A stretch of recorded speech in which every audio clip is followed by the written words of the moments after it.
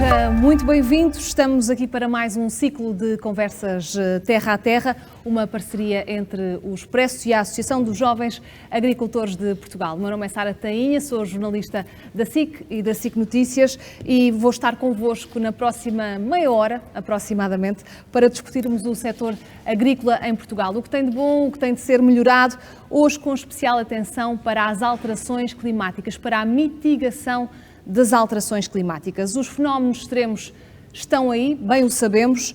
Um deles, a seca, que preocupa e muito o setor em Portugal. Temperaturas altas, menos chuva, pouca água afetam e muito as épocas de cultivo. É preciso encontrar medidas para ajudar os agricultores a adaptarem-se, a mitigar esta realidade. Os desafios são muitos, estão por toda a sociedade.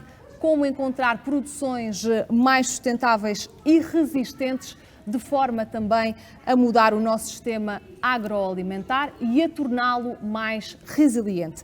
Também as mudanças na alimentação dos consumidores podem ser benéficas neste sentido. Tudo temas que vamos abordar com os nossos convidados, com análise, com o professor Filipe Duarte Santos, é professor na Faculdade de Ciências da Universidade de Lisboa e presidente do Conselho Nacional do Ambiente e Desenvolvimento Sustentável, e o comentador Sebastião Bugalho.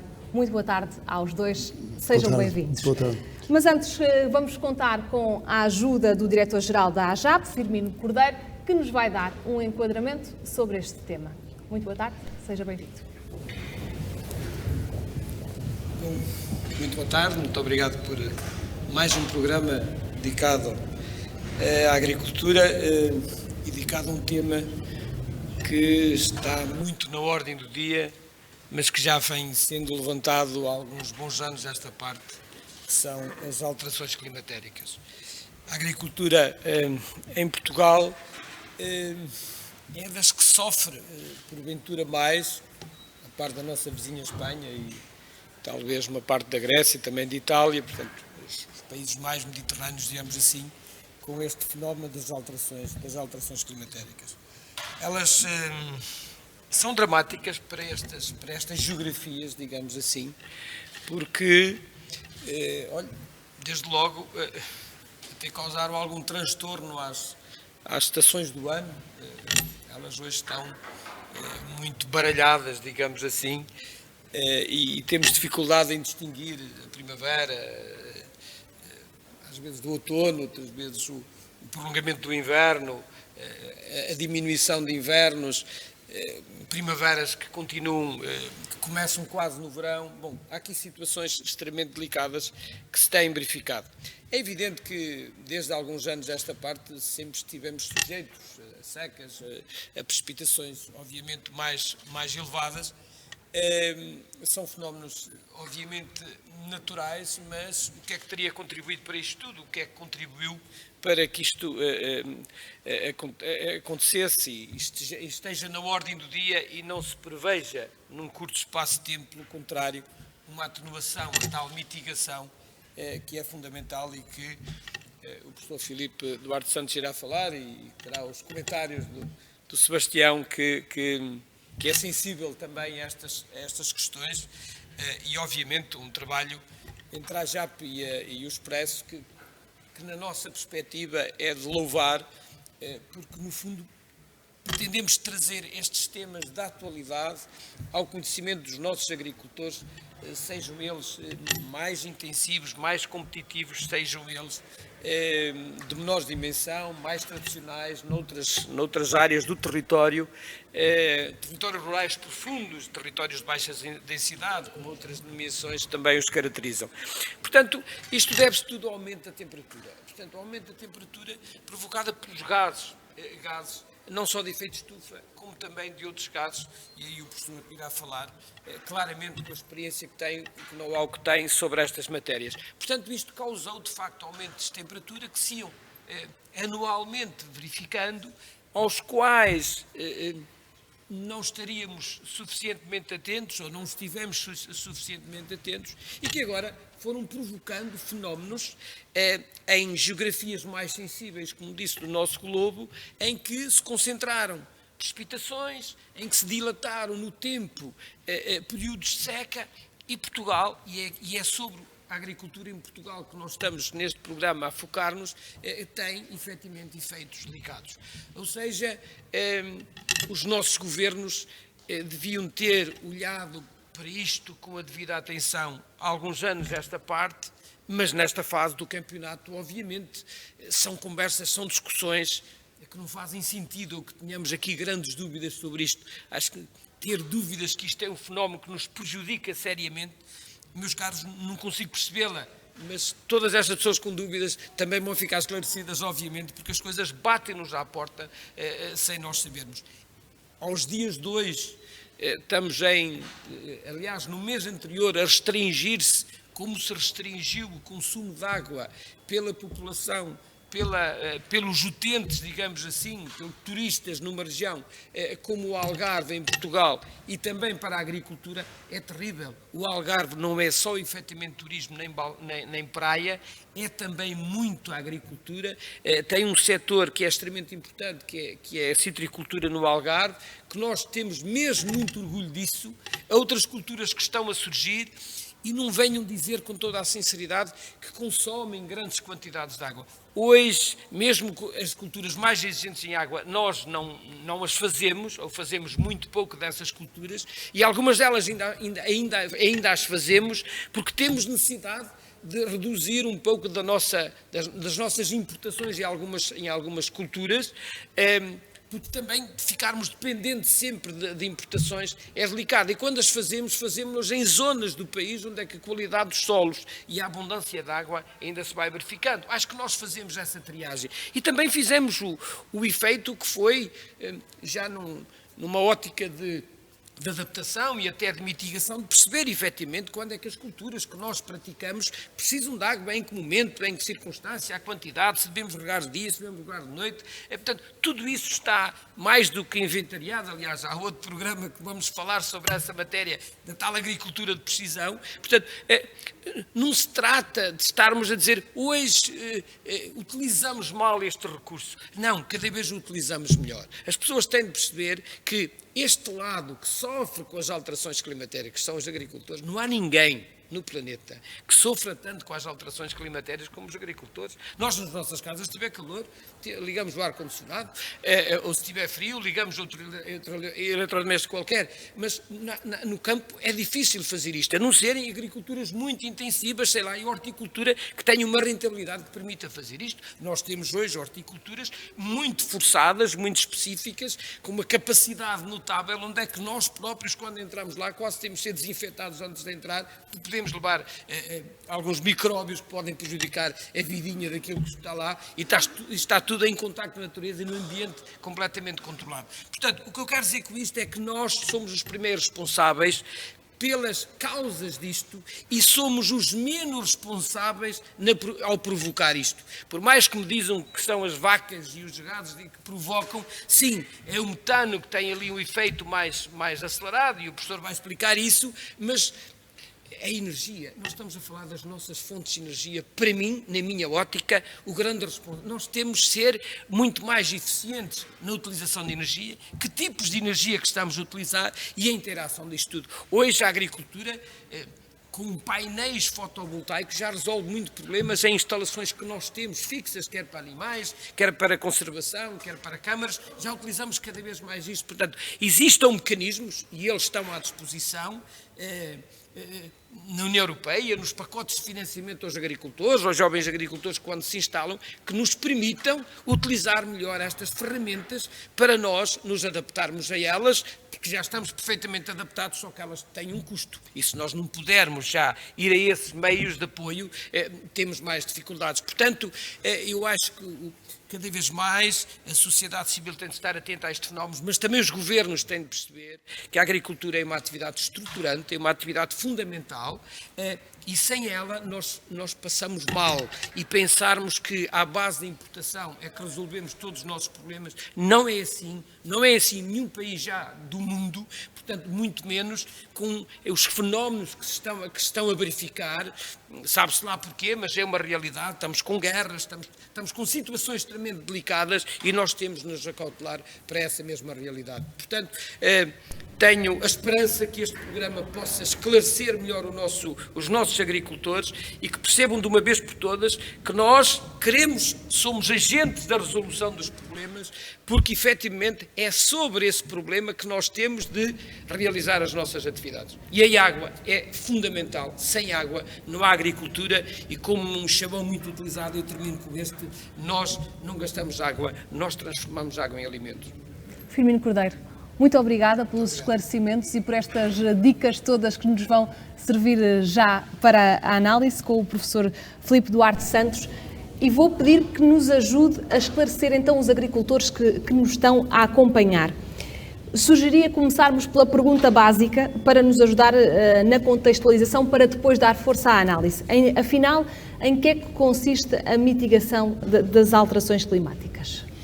Bom, as alterações climáticas resultam essencialmente do paradigma energético que o mundo tem e que foi muito importante para criar o bem-estar e a prosperidade económica à escala global, embora haja diferenças muito importantes, mas foi a dependência nos combustíveis fósseis, não é? No carvão, no petróleo e no gás natural, desde a Revolução Industrial, a primeira Revolução Industrial. E estes combustíveis fósseis têm o efeito colateral de que emitem gases com efeito de estufa, o CO2, mas também o metano, e isso muda a composição da atmosfera, porque eles permanecem na atmosfera e provoca uma mudança do clima. E isto é uma coisa que é conhecida desde meados do século XIX, 1800 e tal. Portanto, é uma coisa que está bem estabelecida do ponto de vista científico.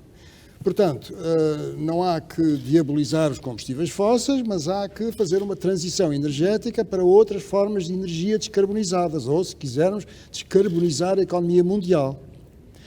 Mas o problema é complicado, porque a dependência nos combustíveis fósseis é muito grande, é da ordem de 80%, no princípio do século era 86%, depois cresceu para 82%, bom, e é ainda dessa ordem de grandeza. E qual é a resposta a este problema? Este problema da mudança climática que estamos a sentir e que os agricultores sentem. Os agricultores, o setor da agricultura, é o setor mais vulnerável de todos os setores socioeconómicos, é o setor mais vulnerável às alterações climáticas. Portanto, isto é um ponto muito importante. O setor da biodiversidade também. Mas, em termos de atividade humana, é o setor mais vulnerável. É mais vulnerável do que, por exemplo, o setor da construção civil, ou o setor da saúde também é bastante vulnerável, mas mesmo assim não é tão vulnerável. Portanto, a agricultura é realmente o mais vulnerável.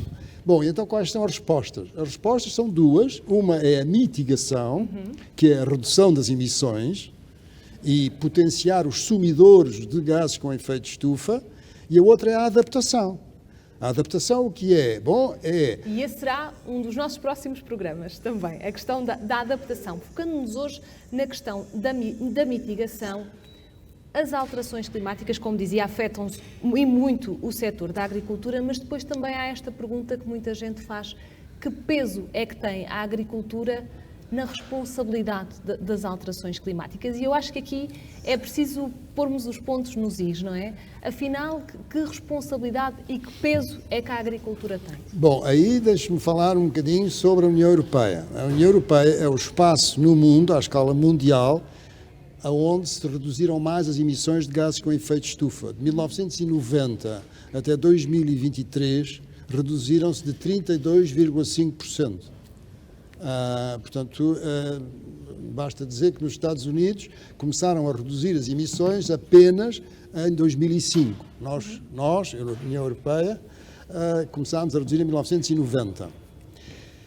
E nos vários setores comportaram-se de diferentes formas neste processo de redução. O setor que se comportou de uma forma menos boa, mais negativa, foi o setor dos transportes, em que as emissões aumentaram 17%. Ora, o setor da agricultura, que é da ordem dos 10%, reduziu durante este período. Portanto, é um setor que é importante, mas não é o setor que tenha tido mais dificuldade em mitigar, em ser mitigado. Em Portugal, a situação ainda é, no setor dos transportes, mais difícil do que na União Europeia. Portanto, aquilo que é muito importante é que as pessoas tenham presente que Portugal, em termos de mitigação, fez um percurso muito bom e, portanto, fizemos aquilo que se podia chamar em português um brilharete, não é? Quer dizer, entre aspas, porque somos o 7º país em termos de mitigação, que reduzimos as emissões, no sentido de que temos energias renováveis para geração de energia elétrica numa percentagem que é a 7ª maior do conjunto dos 27 países da União Europeia. E no sul da Europa estamos líderes, mas no setor da adaptação, que não quero que eu fale, mas eu vou falar um bocadinho, no setor da adaptação não é assim. Não temos feito um percurso tão bom. Então, o que é que está a falhar? E isso é uma coisa que é estranha, porque enquanto que a mitigação é um problema que é global, e deixe-me só dizer porque é que eu digo que é global. É porque nós reduzimos de 32,5% de 90 até 2023, mas os outros países do mundo não reduziram. Suponhamos que reduzíamos de 100%. Ficávamos contentíssimos. Fizemos uma coisa fantástica, mas continuamos a ter os efeitos. Porque se os outros não reduzirem, se o resto do mundo não reduzir... Portugal vai sentir a mesma, Sebastião. Portugal e todo o resto da União Europeia. Faço-me entender. Portanto, Sim. É preciso fazer um equilíbrio entre a mitigação e a adaptação. Mas se nós adaptarmos mais depressa que os outros, também acabamos por colher os efeitos negativos da não adaptação dos outros, não é verdade? Não, a adaptação é muito mais a nível local e regional. Repare, a adaptação é aquilo que se tem feito no nosso país, e isso é positivo, que são os planos de adaptação a nível regional e a nível das... Então, mas se me permite perguntar, porquê é que acha que esse processo está muito mais atrasado que o da mitigação? Está mais atrasado por causa, por exemplo, do setor da água. Nós, em 10 anos, eu dou-lhe uns números, em 10 anos, a quantidade de água nas 6 barragens do Algarve, no fim de dezembro, era de 75%. Estavam cheias. 75% da capacidade, 75% sim. da capacidade. Certo. Isto referi-me ao ano 2014. Passados 10 anos, em 2023, 31 de dezembro de 2023, essa percentagem era de 25%. Em dezembro? Em dezembro, no mesmo dia do ano. Está a ver? Estou a ver perfeitamente, professor. 75% para 25%. Acha que isto não é um sinal suficiente? É evidente que é um sinal, mas ou seja, imputa as responsabilidades à negligência política? Ou será? Quer dizer, isso aí assim, eu sou cientista. Mas é um cientista com olhos, não é verdade? Sim, isso sim. Mas quer dizer, isto é um facto. Quer dizer, a percentagem de enchimento das 6 barragens do Algarve em 31 de dezembro de 2014 era de 75%, em 31 de dezembro de 2023 era de 25%. Agora é um pouco mais alta. A responsabilidade é do governante ou do ambiente? Ou dos dois? Do ambiente. Não choveu menos? Choveu menos. Quer dizer, não só choveu menos, uma tendência, não é, de precipitação mais baixa, como o consumo também aumentou, o que é natural. O que vai trazer mais problemas. Sebastião, o professor há pouco falava da questão do brilharete que Portugal fez, mas essa percepção nem sempre passa. Quais é que são as zonas de conflito que acabam por existir entre a agricultura e estas questões das alterações climáticas? Pois é, o que é muito interessante e tem a ver com o que o Sr. Professor já disse, a mim será sempre difícil dizer algo estatisticamente construtivo depois de ouvir a sua intervenção tão detalhada, mas de qualquer modo, a ideia que eu tenho e a impressão que recolho é muito contraditória em si, porque, repare, como disse o professor, os agricultores são quem mais sofre com as alterações climáticas. Isso é sem dúvida. E se nós repararmos bem, o setor agrícola é aquele que mais pode contribuir para contrariar as alterações climáticas das várias atividades económicas. Será que é? Não é o que mais pode contribuir. Não, em termos proporcionais, porque, repare, depois pode-me desmentir já a seguir, mas se me der a oportunidade de terminar o raciocínio, talvez repare que ele faz sentido. Porque a maior parte dos outros setores, aquilo que fazem é tentar mitigar os efeitos da sua atividade nas alterações climáticas. É tentar impedir que o seu negócio, que a sua atividade, que a sua indústria, que o seu funcionamento contribua para agravar o fenómeno das alterações climáticas. Exato, são as emissões. Exatamente. Portanto, no fundo, o trabalho da maior parte das indústrias e das atividades económicas é ter o menor número de emissões possível. De acordo? Exatamente. Enquanto que na atividade agrícola, pelo contrário, o trabalho dos agricultores não é só impedir, tentar reduzir ao máximo as emissões, é contribuir ativamente para baixar o nível de dióxido de carbono. Tem um contributo positivo, não estão só preocupados em impedir o contributo negativo. Quer dizer, exatamente. São o setor que mais pode contribuir positivamente para contrariar as alterações climáticas. O setor agroflorestal... Já me fiz entender agora? Sim, agora sim. O setor agroflorestal é um setor que, de facto, contribui para a captura do CO2. Exatamente. Era esse o meu ponto. Para irmos a exemplos práticos daquilo que os agricultores portugueses podem fazer, de facto, para mitigar esta questão das alterações climáticas. Consegue-nos dar exemplos daquilo que já acontece no país? Bom, quer dizer, as emissões do setor agrícola, uma das mais difíceis é as questões do metano. E esse metano está ligado, por exemplo, já agora de falar sobre o metano, 60% das emissões de metano são de origem antropogénica e 40% são de origem natural. E nessas de origem antropogénica, quer dizer algumas atividades humanas, algumas atividades humanas que produzem isso. E dessa parte que é de origem nas atividades humanas, a maior de todas é a que está ligada ao uso de combustíveis fósseis. Porque quando se faz a exploração do carvão, ou do petróleo, ou do gás natural, há sempre fugas de metano, porque estes três combustíveis fósseis estão associados. Sobretudo o metano está associado não só às minas, portanto aos reservatórios de petróleo, mas também aos de carvão e, sobretudo, aos de gás natural. Portanto, esse é um dos principais fontes de origem do metano. E depois há metano associado a tudo o que são zonas úmidas, em particular os arrozais, está a ver? Portanto, os arrozais contribuem para as emissões de metano. E depois temos o problema dos ruminantes, não é? Dos ruminantes que, efetivamente, emitem metano para a atmosfera.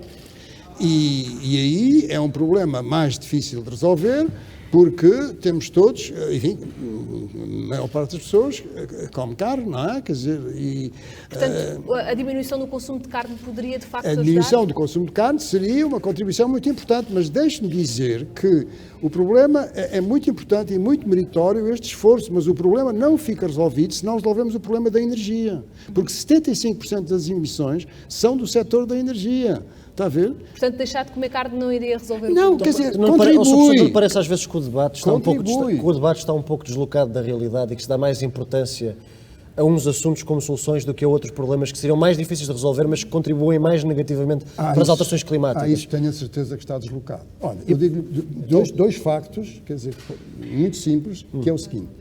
O país mais poderoso do mundo, em termos económicos e militares, é o principal, os Estados Unidos da América, é o principal consumidor de petróleo e de gás natural. E o país a seguir, não é, que é a China, é o maior consumidor de carvão. O primeiro emissor mundial de gases com efeito de estufa é a China, por causa do carvão, que emite mais para a mesma quantidade de energia gerada. A seguir vem os Estados Unidos, em terceiro lugar vem a Índia, e sabe quem é que estava em terceiro lugar há uns anos? A União Europeia. Portanto, a União Europeia passou de terceiro para quarto. E quem é que está em terceiro lugar agora? É a Índia. A Índia, que tem uma população que já é de 1.300 milhões de pessoas, e que o seu desenvolvimento económico não é tão grande como o da China, por exemplo, comparando. Não é? Bom, e diz, mas porquê é que nós não nos podemos desenvolver? Vocês também se desenvolveram no Ocidente, não é? A China também se desenvolveu. Sim. E quais são as fontes de energia acessíveis que tem no seu país? É carvão. Está a ver? Pode-se fazer a transição energética, pode, mas é preciso um grande investimento. Onde é que está o dinheiro para fazer essa E o que investigação? acontece noutros países tem repercussões cá. Vamos tentar recentrar o nosso debate ao que acontece em Portugal. Sebastião, há regiões do país que estão mais preparadas para lidar com esta mitigação das alterações climáticas ou é um país que ainda funciona a diferentes velocidades? O país funciona a diferentes velocidades, isso acho que é um facto evidente. Em muitos setores. Não há grande discussão sobre isso. Eu acho que o problema, e aqui, como o professor tem mais conhecimento da realidade do terreno, a minha ideia é essencialmente da percepção mediática que damos a esses diferentes problemas. Eu acho que aqui, tal como falámos noutra conversa também a ver com o painel onde estamos inseridos, é um problema sobretudo de quem não tem voz. Porque eu sou lisboeta, portanto eu sou parte responsável desse centralismo, mas há um problema de quem não tem voz, que não está nos grandes centros urbanos. E a agricultura, naturalmente, os seus principais focos não são nos grandes centros urbanos, e há um problema de falta de voz, há um problema de falta de reconhecimento daqueles problemas, e depois, curiosamente, há um grande divórcio entre a realidade que se dá ao ativismo e ao protesto e aos problemas que faltam resolver nesta área da agricultura e que muitas vezes estão relacionados, como dizia o professor, com as alterações climáticas, que são os primeiros a sofrê-las e, como também foi explicado na intervenção inicial, muitas vezes sofrem na pele, porque quando está frio ou calor em casa, liga-se o aquecedor ou ar-condicionado, foi uma frase bem conseguida, mas nos campos, obviamente, não há essa facilidade. Uma ventoinha no meio de uma horta não teria grande efeito, não é verdade? Mas o que é que eu acho que vale a pena comentar e analisar aqui? É que, curiosamente, não parece haver uma grande preocupação com o setor quando ele é quem mais sofre com as alterações climáticas. Nem parece haver um grande interligamento entre as duas coisas. E, sobretudo, parece-me que há uma falta de esforço para fazer o debate de forma informada. Muitas vezes aquilo que eu vejo, aquilo que eu sinto, por isso é que lhe fiz a questão que fiz, Sr. Professor, aquilo que eu vejo, aquilo que eu sinto é uma tentativa de colar... Com ideias pré-feitas também. Sim, claro, mas isso preconceitos temos todos, mas a ideia de tentar colar a chamada de atenção para as alterações climáticas, que é uma coisa que, atenção, é quase unânime do ponto de vista nacional, aí não há disparidade regional. Há três grandes consensos políticos e sociais em Portugal, é a pertença europeia, as alterações climáticas e o Estado Social. Não há nenhum partido que consiga fazer campanha contra as três ao mesmo tempo, isso é impossível. Nenhum partido político em Portugal rejeita esses três pilares. Há um grande consenso, eu acho que isso é muito positivo, além da democracia necessariamente, que é mesmo o ambiente, o Estado Social e a pertença europeia. A questão é que nós não estamos a ter este debate dentro destes três pilares. Se nós repararmos, o ativismo climático muitas vezes confunde-se com uma crítica à economia de mercado, com uma crítica às nossas ligações ocidentais, nomeadamente aos Estados Unidos da América. O país que mais é responsabilizado pela perturbação climática são os Estados Unidos e raramente é falado à China, que, como disse, não só está atrasada na transição, porque ainda emite maioritariamente em carvão, como é o segundo maior poluente e nunca veio referido. A Índia... É o primeiro. E o que emite mais. É o que emite mais, mas em carvão, sim. Em carvão. É aquele que consome mais carvão. Exatamente. Portanto, nesse sentido, parece-me que há excesso de ideologia e falta de factos neste debate. Mas eu julgo que isto não é uma crítica ao ativismo, ou seja, eu acho que o ativismo é sempre bem-vindo porque, no fundo, vem despertar consciências. Aquilo que eu vejo é uma falta uma falta de informação no debate. E vejo muito interesse dissimulado em tentar confundir algo que é nobre, que é o ambiente, com algo que é menos nobre, que é o combate político. Então vamos trazer os factos para esclarecer o debate e vamos falar sobre a questão da água, que o Firmino Cordeiro já nos trazia aqui um enquadramento. A importância da água no setor agrícola, que é tão essencial para o setor, mas também tem que se fazer esta gestão de um recurso que é escasso, não é? Como é que se faz esse balanço? Certo. A importância da água é fundamental, não é? Nós somos praticamente só água, não é? Quer dizer, o nosso corpo é quase só água. E, portanto, para a agricultura é também absolutamente central. E em Portugal, em 2005, estabeleceu-se, através de uma resolução do Conselho de Ministros, metas para aumentar a eficiência no uso da água nos três setores, o urbano, agrícola e industrial. Se eu bem me recordo, era 20%, 35% e 15% que fossem as perdas. As perdas não fossem superiores a 20% no setor urbano, 35% no setor agrícola e 10%. Ora bem, isso é meritório, quanto a mim, estabelecer metas, estabelecer objetivos quantificados, mas isto era para 2020, chegou-se a 2020, não há uma avaliação, não sabemos exatamente como é que estamos. Sabe-se bastante bem no setor urbano, no setor agrícola as coisas não são tão claras, no setor industrial é menos importante e também há mais informação. Portanto, o que é importante em relação à água é termos menor perdas, sermos mais eficientes no uso da água nos 3 setores. Agora, perante uma tendência muito clara de redução da precipitação, como eu disse há pouco, não é? Dos 10 anos, repare, 10 anos... Dos 75% para os 25%... Não, 10 anos, atualmente é um bocadinho melhor, já não é 25%, estamos em 33%. Porquê? Porque choveu alguma coisa em janeiro e fevereiro. Mas diga uma coisa, é possível resolver esse problema ou tentar diminuir o impacto de forma humana, ou seja, ou temos só que continuar a rezar que chova mais? Porque o impacto é considerável, não é? Baixou de 75% para 25% em 10 anos. Como é que se resolve? Tem sido, com os meus olhos, como disse, tem sido aquilo que eu vejo. É rezar que chova, não é? Mas como é que se poderia fazer mais do que isso? Com novas origens de água, com novas disponibilidades de água. Portanto, o problema não é só de Portugal, é de muitos outros países do mundo, sobretudo no sul de Portugal, no sul da Europa, mas tem soluções. Na região do Mediterrâneo e na Califórnia. Mas tem soluções? Tem soluções. Como, por exemplo? Há 2 soluções. Portanto, eu falei primeiro da questão da maior eficiência no uso da água, que acho que deve ser a primeira. Okay. Mas depois é necessário pensar bem como usar a água. Exatamente. E sermos conscientes deste problema e, portanto, não desperdiçarmos água. Mas depois temos que encontrar novas disponibilidades de água e isso é possível. E quais são as novas disponibilidades? É a utilização das águas residuais urbanas tratadas, é aquilo que em Portugal se chama APR, e que também estamos muito atrasados nisso. A primeira legislação que foi feita para a utilização das APRs, para definir aquilo que eram as condições satisfatórias para se utilizar a água urbana depois de tratada, foi de 2019 e era tão complexa que os municípios disseram, nós não conseguimos aplicar isto. Pôr em prática. Não conseguimos pôr isto em prática. E foi alterado, e houve um simplex ambiental em que, felizmente, essas coisas foram um pouco melhoradas. Portanto, temos uma percentagem de APR em Portugal da ordem dos 2%, 3%, enquanto que em Espanha, por exemplo, eu estava a referir a Espanha, podia referir a outro país, mas em Espanha estamos 10%. E a outra coisa é a dessalinização. E há uma terceira coisa, que são, no caso de Portugal, que tem um gradiente, ou seja, uma diferença de precipitação muito elevada entre o norte e o sul. Na Serra do Gerês é quase 2 metros de água por ano. É muita água, 2 metros de água. Acontece no Algarve. Ora, no sul era, nos sítios em que chovia menos, da ordem dos 400, 500, mas agora está abaixo dos 300 em alguns sítios. Como é que se reequilibram esses pratos da balança? É possível reequilibrar esses pratos da balança?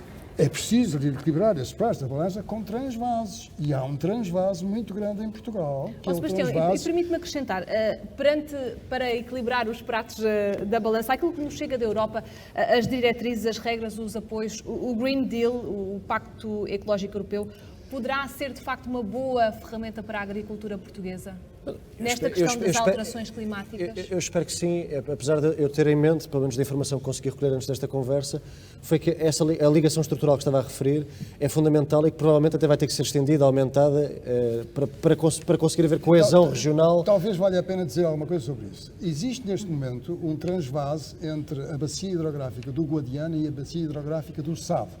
E esse transvase foi muito discutido e foi uma das coisas que, de certo modo, atrasou a realização do Alqueva, foi se isso não ia ter impactos ambientais nocivos.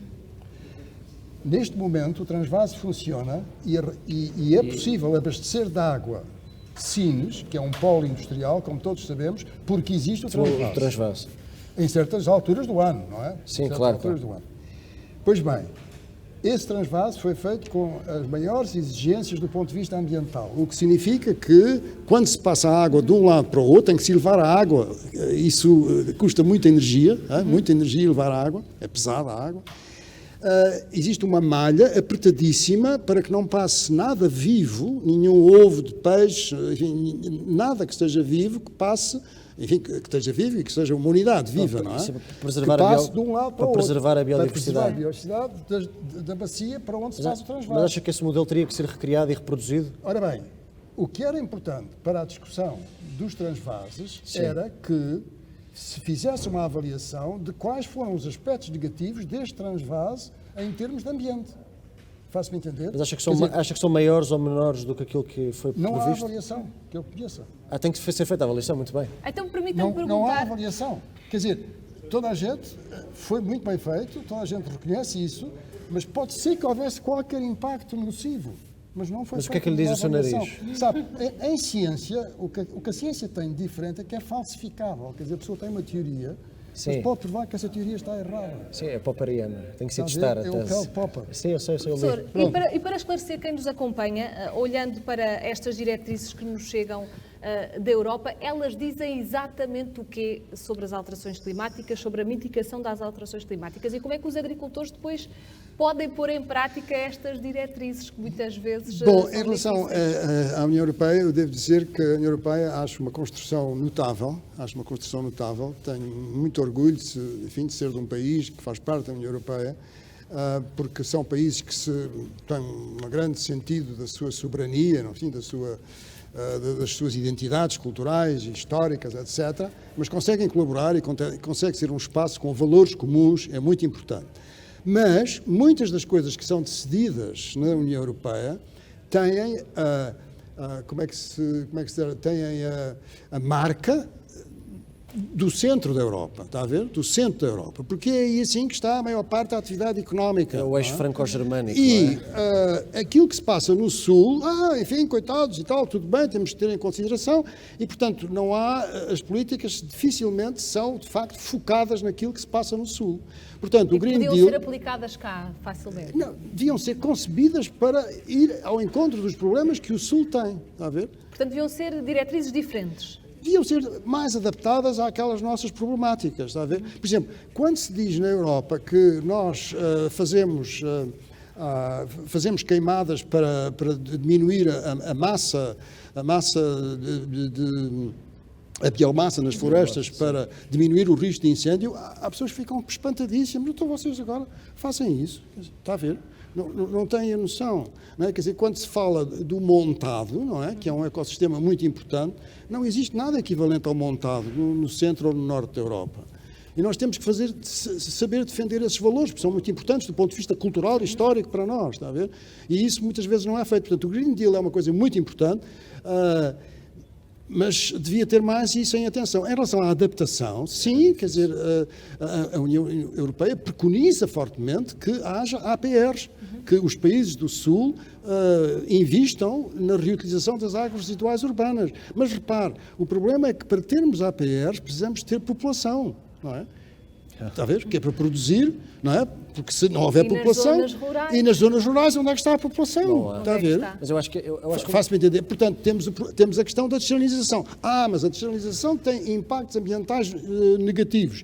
Pois tem. Há muitas coisas que têm impactos negativos, mas podemos minimizá-los. Sim. Não é? Quer dizer, porque... Só mesmo para terminar, eu percebo o seu pessimismo, apesar do ponto de vista... O realismo. Mas do ponto de vista europeu era muito difícil responder ao programa americano que foi feito para a transição energética e climática e responder tentando competir com ele, tentando não ser engolido pelo financiamento brutal que a administração de Joe Biden fez para essa transição. Era muito difícil não fazê-lo em força, prestando atenção país a país da União Europeia. Portanto, é uma tarefa que é sempre difícil e depende sempre de equilíbrios e também de fazermos a nossa voz e a nossa diversidade ser ouvida em Bruxelas, e estou totalmente de acordo consigo. Eu gostava só de dar uma nota um pouco mais positiva, apesar de estar de acordo consigo, Sr. Professor, que é o facto deste ser dos poucos debates em Portugal que nós estamos a fazer antes do problema chegar. Nós só fizemos um debate sobre o SNS depois das urgências de obstetrícia implodirem. Só fizemos um debate sobre as florestas depois dos incêndios de Pedrógão Grande em 2017. Só fizemos um debate sobre a habitação depois das pessoas saírem à rua. Mas de qualquer das formas, permite-me acrescentar que o debate das florestas ainda há muito por fazer, não é? Mas o meu ponto é esse, é que o debate sobre a seca e o debate sobre a transição climática está a ser feito antes do problema se esparramar na nossa cara.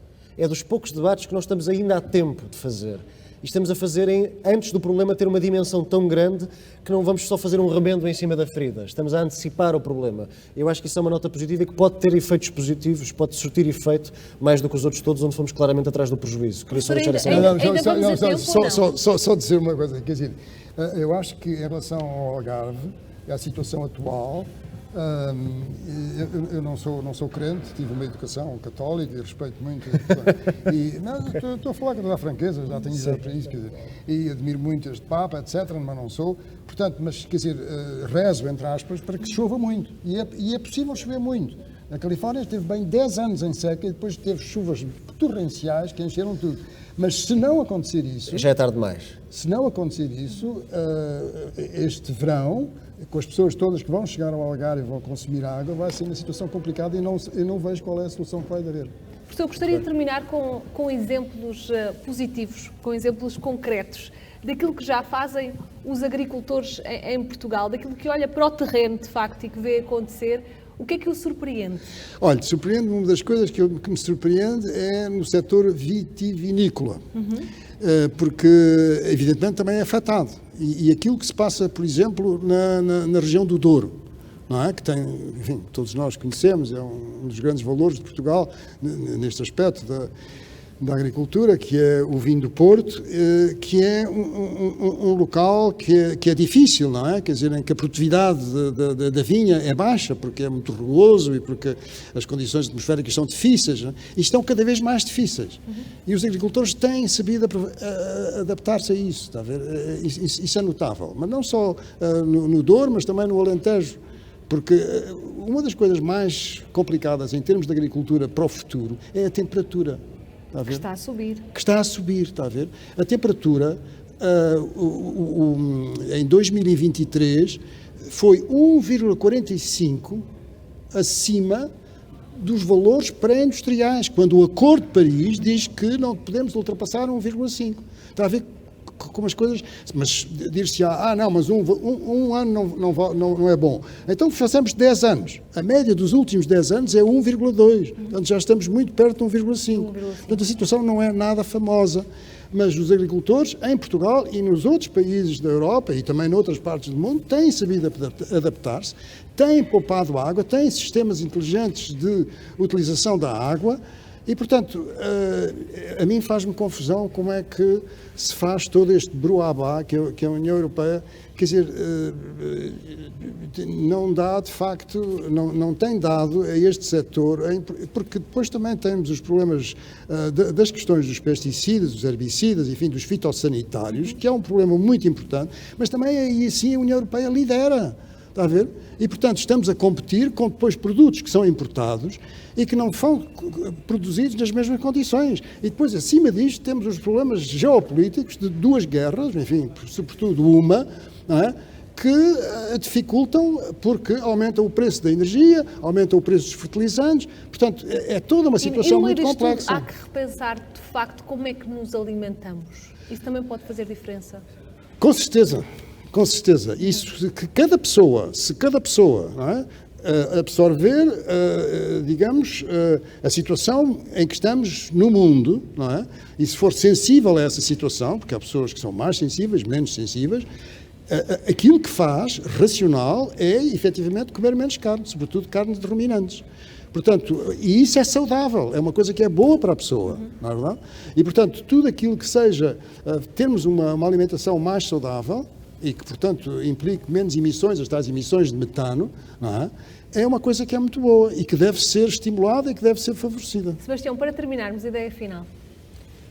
O que é que queres, depois disto tudo, o que é que queres refletir?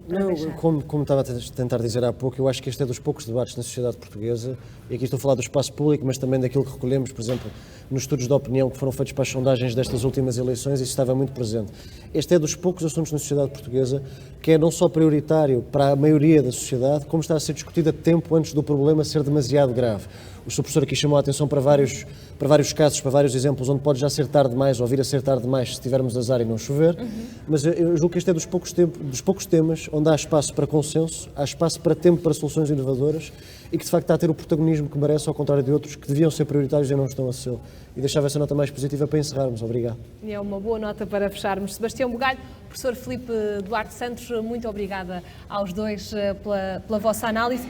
E como percebemos, o desafio não é de todo fácil, é enorme, como mitigar as alterações climáticas que estão aí, que muitas dores de cabeça dão aos agricultores e não só, a toda a sociedade que procura medidas, que procura soluções. Foi o que tentámos fazer aqui hoje, refletir sobre este assunto que merece a nossa maior atenção. Foi mais um ciclo de conversas terra a terra, uma parceria entre o Expresso e a Associação dos Jovens Agricultores de Portugal. Obrigada por nos ter acompanhado. Até uma próxima oportunidade.